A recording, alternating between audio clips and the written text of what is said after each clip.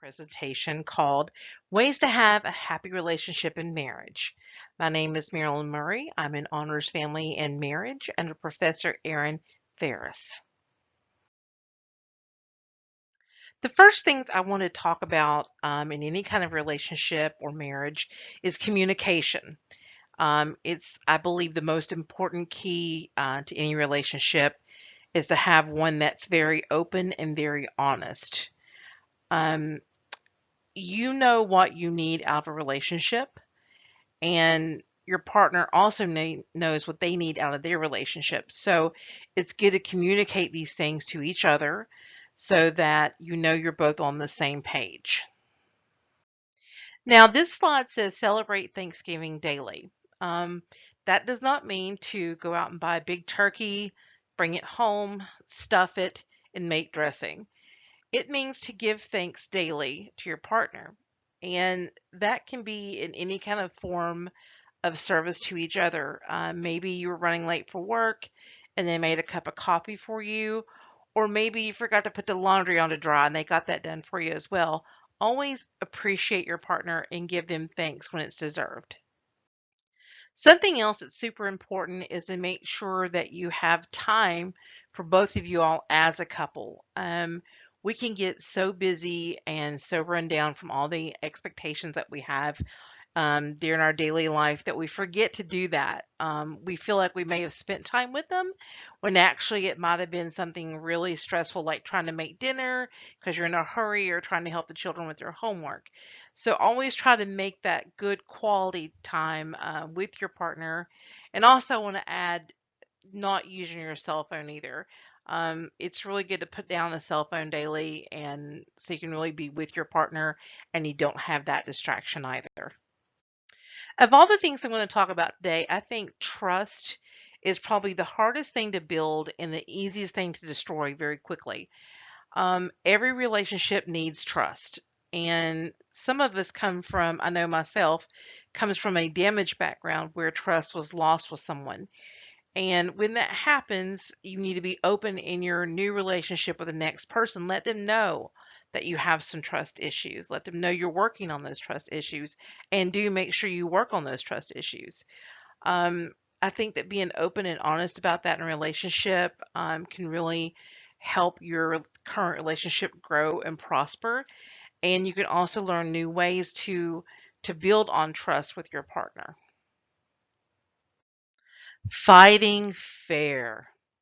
It is so easy to fight dirty when you're mad and angry at someone.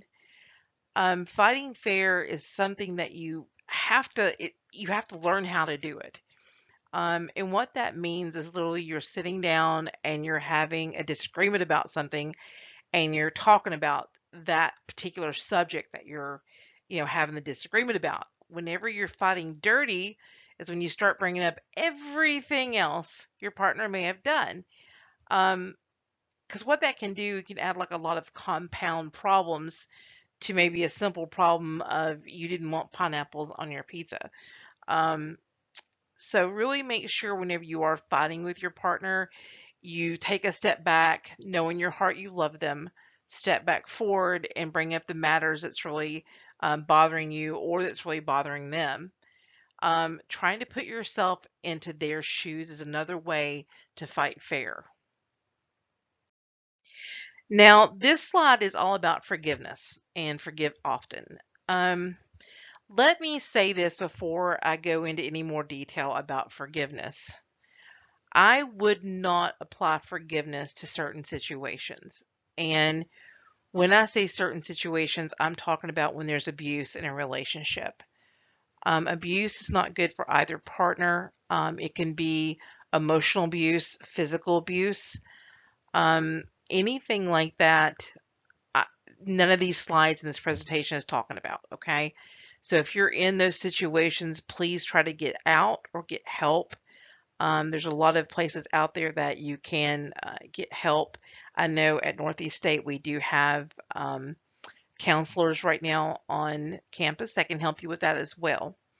But what this slide is talking about is forgiving each other for your shortcomings. We all have them, and it's easy to make mistakes. or step on your partner's toes, not realizing that you're doing that. Um, so when your partner has done something that maybe you didn't approve of or it made you feel uncomfortable, talk about it. And then after you're done talking about it, let it go. Forgive them. That's how you'll move on in a relationship. This seems to be something that people are so scared to do, and it's called seeking counseling. When you're having relationship problems or marriage problems, it's never a bad thing to get therapy or get help. One therapist called it marriage education, which I thought was a great way to put it. But what sometimes happens is couples go for so long with some major problems that they don't seek out therapy until it's kind of like the Alamo or the last stand. And at that point in a relationship, sometimes it can be past the point of fixing that relationship because there's been so much hurt and pain caused. But if you can kind of look at in your future, like marriage counseling is something that it's kind of like going to the doctor once a year to get a physical. If you can have that there, that tool to use, then if you ever do start having problems in your relationship, then counseling can be a wonderful, wonderful source to really help and honestly enrich your marriage. Now, on this slide, this is called there's 5 love languages, and these were developed by a gentleman named Gary Chapman. He has a master's degree in anthropology, and he came up with these 5 basically kind of like languages of what each person's like. Me personally, I'm a physical touch person, and I'm also definitely a words of affirmation, which means I like for people to tell me when I've done a good job, and I really love physical touch. Hugging, I miss handshakes, I miss all of that, and but everyone has a different um, thing that they like. There's one of it looks like it got cut off, and it's called acts of service. And that's when people do things for you, like make your coffee in the morning or maybe start your car when it's a very cold morning out. That's an act of service and also another way that people can show love. So these are really interesting. And I know if you go on to Gary Chapman's website, you and your partner can take the test to see what kind of love language is your own, which is very interesting. Enjoy the little things. Boy, I tell you, as life has went on for me, the little things are always the big things that stay around and they stay in memory. And those little things really mean a lot. When you come home at the end of the day and go to bed, that's what you think about. You need to learn to celebrate your partner and your partner celebrate your little things that happen to you. Maybe you were studying for that big test and you got an A on it. Celebrate that. And if you're a single person watching this, get yourself a good meal or maybe that new outfit you were thinking about. But always celebrate the little things in life. We're really not guaranteed any length of life. We're not guaranteed really anything in this life. So when you can at least learn to enjoy the little things about the life you're living, you will find so much more love and so much more happiness in it. So on this slide, it talks about the secret to a happy marriage is to put your spouse first. I can tell you from my own personal experience of a failed marriage that this is a very important rule to follow. And this rule can talk about either the work the person's doing, maybe a coworker, or maybe even a family member that you're always kind of on that back burner and that's what's their focus is on. That's not going to make a very good partnership or a marriage. So really putting that person in your life first, I think is so incredibly important. Now, there is some exceptions to this rule. And with that being said, when it comes to children in a relationship that you enter, those children normally will come first. But the great thing is if you're in a very good partnership and marriage is you can assist with that. So you're still putting each other's needs first and you're focusing on the needs of the children. Now we're going to talk about keeping your promises. Wow. That seems like it can be a very hard thing to do for many people just because life gets in the way. And sometimes we can't keep our promises. But with that being said, if you make a promise in your relationship, stick to it. That's probably the fastest way you can harm your relationship or your marriage with your partner is by breaking these promises over and over again. Especially, it seems like more so with small promises. Like if you said you'd come home and watch a movie with your partner or help them cook dinner, maybe help the kids with the homework, and many times you start working over late or you can't help them and you continually break these promises, this can become a problem in the relationship. So always try to keep those promises. You know, life changes, things happen. 2020 is a perfect example of that. But whenever you can, sometimes you got to change those promises to where they'll work better, but keep your promises. This picture kind of made me laugh because I've never seen two people so happy to be cleaning their house before in my life. But anyway, share those home chores. Um, our lives get so busy and we've got 10 million things to do, all of us do. But whenever the two of you all can share your home responsibilities with your partner or your spouse, it really helps things go a lot easier. Also, in some of my readings, I've read many times that if you have a clean home, you have a happy home, or if it's tidier, it helps take the stress away. I agree with that to a point.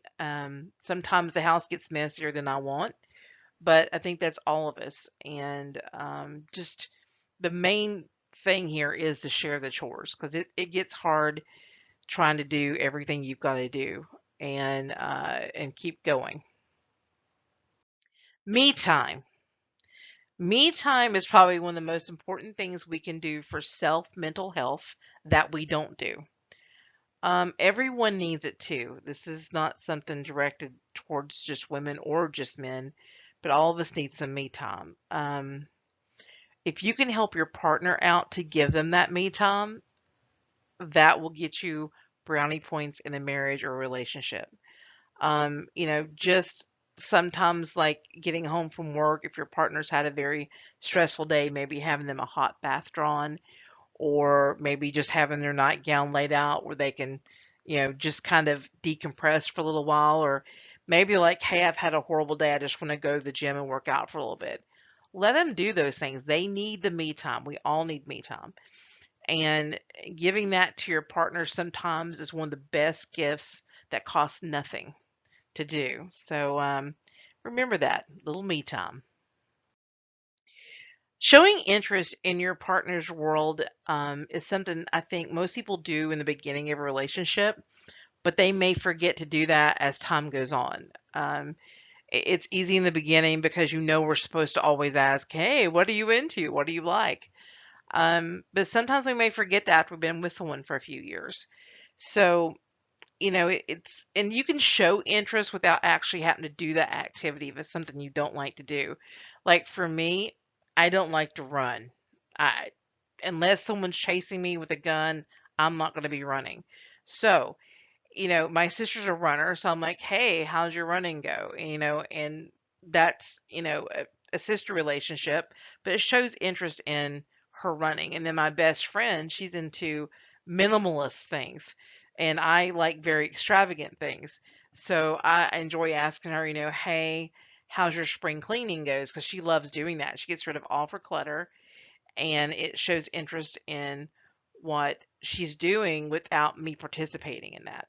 So you can always show interest in your partner, and sometimes who knows, you may actually find out that you might like playing D&D, or you might like swimming, or you know something new and different. Always be open to those life experiences as well. Never go to bed angry. That that's a tough one to follow. I know we've all went to bed angry at some point.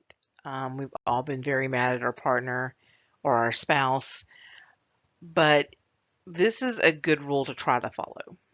Um, and the reason why is it forces us to sit down and talk to our partner. And it forces us to ask the hard questions like, why am I mad at my partner? What did they do that made me so angry? Or, why are we fighting? And it'll help you work through that. And hopefully you can come up to a reason why you're mad. You can work through those issues and hopefully go to bed, over the fight. Something else you can do too if you're still fighting is you can tell your partner that you love them. You disagree with them, but you still love them before you go to bed. But this is why I put this on the very last slide because this is probably the ultimate goal is to never go to bed angry and to always kiss each other goodnight.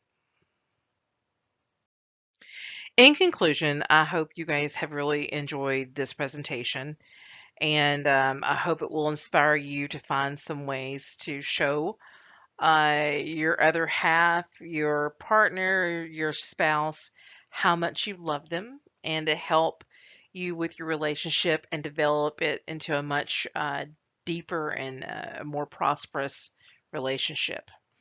I had a good time doing this presentation, and I do appreciate you all listening to this. Thank you.